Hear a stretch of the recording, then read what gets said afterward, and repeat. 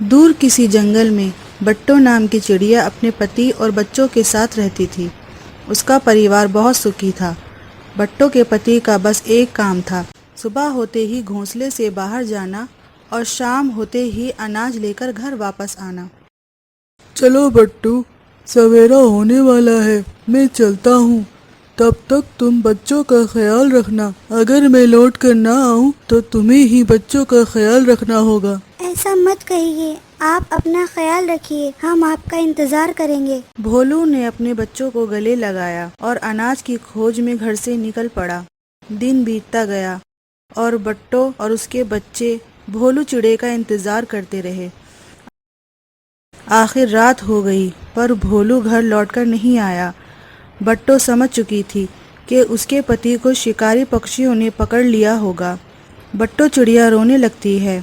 अपनी माँ को रोता देख बच्चे भी रोने लगते हैं।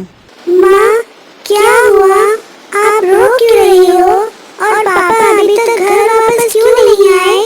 बट्टो के बच्चे अभी छोटे थे, इसीलिए बट्टो ने बच्चों को समझाते हुए कहा, अरे बच्चों, कुछ नहीं, रात हो गई है ना, इसीलिए तुम्हारे पापा किसी सुरक्षित जगह रुक गए होंगे। जंगल में शिकारी पक्षी घूमते हैं ना।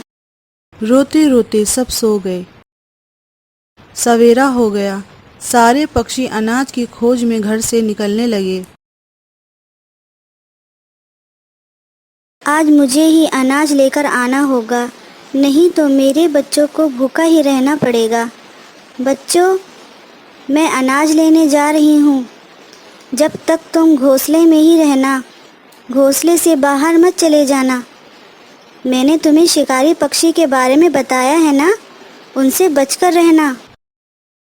हाँ मम्मी, हम अपना ख्याल रखेंगे, आप भी अपना ध्यान रखना। बट्टो अपने दिल पर पत्थर रखकर अनाज की खोज में निकल पड़ी। वो चारों ओर खोज करती है पर उसे कहीं भी अनाज के खेत नहीं दिखाई देते। उसने थोड़ा और आगे जाने का सोचा। कुछ दूरी पर अनाज के सूखे खेत दिखाई दिए। हाँ, मैं यहाँ से थोड़ा अनाज ले लेती हूँ, मेरे परिवार का कुछ दिनों का खाने का इंतजाम हो जाएगा। और अनाज को अपने पैरों में पकड़कर बट्टो अपने घर की ओर चल पड़ी। हवाएं चलने लगी, बादल भी जोर जोर से गरजने लगे। अरे, लगता है थोड़ी ही देर में बहुत तेज बारिश होने वाली है। मुझे जल्दी से घर जाना होगा, बच्चे मेरी राह देख रहे होंगे। तेज हवाओं में बट्टो अपने घर की ओर जाने लगी। बट्टो चिड़िया को तेज हवाओं की वजह से उड़ने में दिक्कत आ रही थी, लेकिन उसे अपने बच्चों के पास भी जाना था। जैसे ही वो उड़कर जाने लगी, वैसे ही एक लकड़ी का टुकड़ा उड़कर बट्टो के सर पर जा लगा और वो जमीन पर जाकर गिर गई। बट्टो चिड़िया बेहोश हो गई। कुछ ही देर बाद बारिश शुरू हो गई। वो बेहोशी से जाग गई। अरे, मैं यहाँ पर क्या कर रही हूँ? वो उड़कर एक पेड़ पर जाकर बैठ गई। इधर बच्चे डरे हुए अपने घोंसले में बैठे हुए थे। वो अपनी माँ का इंतजार कर रहे थे। तभी वहाँ पर दो शिकारी पक्षी आ जाते हैं।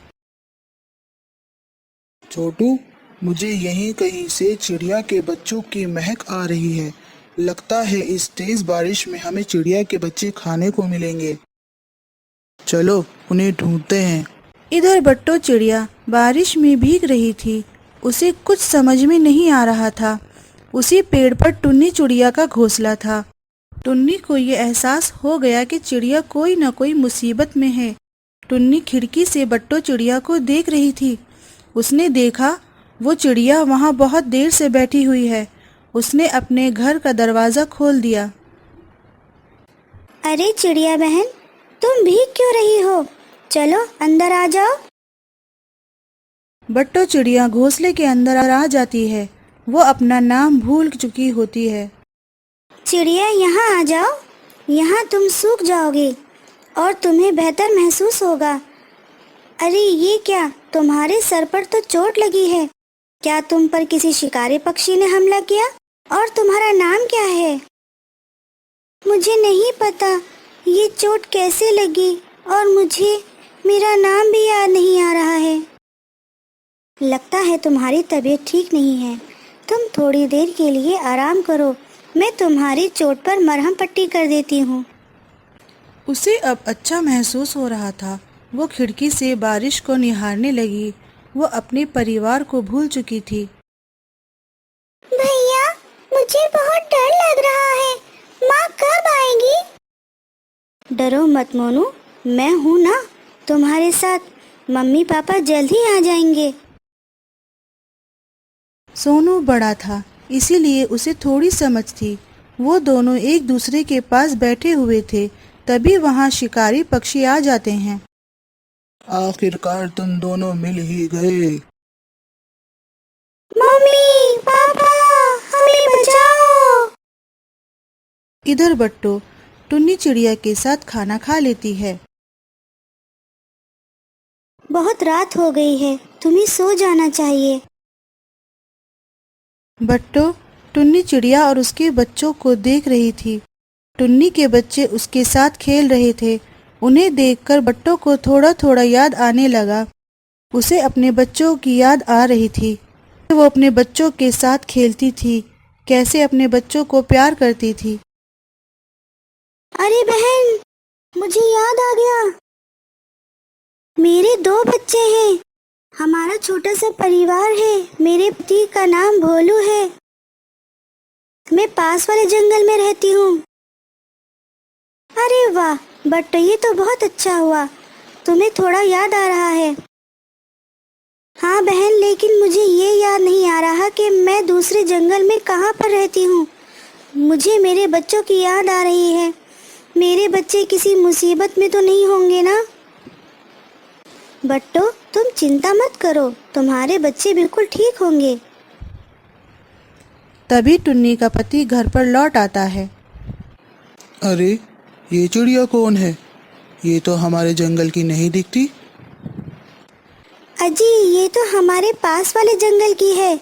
सर पर चोट लगने की वजह से ये अपनी याददाश्त भूल गई थी, लेकिन थोड़ी देर पहले ही इसे सब याद आ गया है। इसका नाम बट्टो है। अपने पति भोलू और 2 बच्चों के साथ रहती है।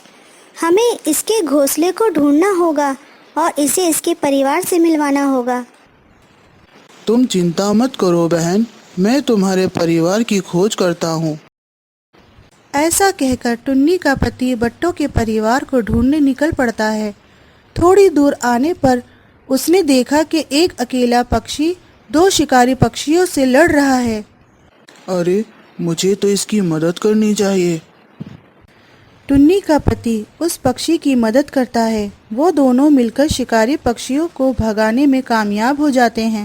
अरे दोस्त, तुमने मेरी मदद करके मुझ पर बहुत बड़ा एहसान किया है। मैं तुम्हारा शुक्रगुजार हूँ।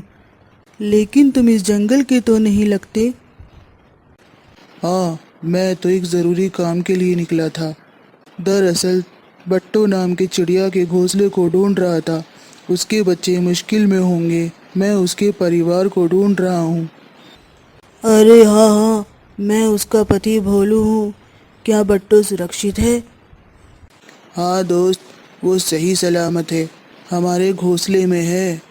भोलू चिड़िया और टुन्नी का पति दोनों बच्चों को लेकर बट्टो के पास आ जाते हैं। वह भोलू को देखकर बहुत खुश हो जाती है। बच्चे अपनी माँ को देखकर उसके गले लग जाते हैं। माँ, माँ, आप कहाँ चली गई थी? हमें आपकी बहुत याद आई। पापा भी पता नहीं कहाँ चले गए थे। मैं शिकारी पक्षियों के जाल में फंस गया था। जैसे तैसे करके मैं वहाँ से भाग कर आ गया। आप दोनों का बहुत बहुत शुक्रिया। हम आपका ये एहसान कभी नहीं भूलेंगे। अब आप कहीं मत जाइए। आप हमारे पास वाले पेड़ पर घोंसला बना लो।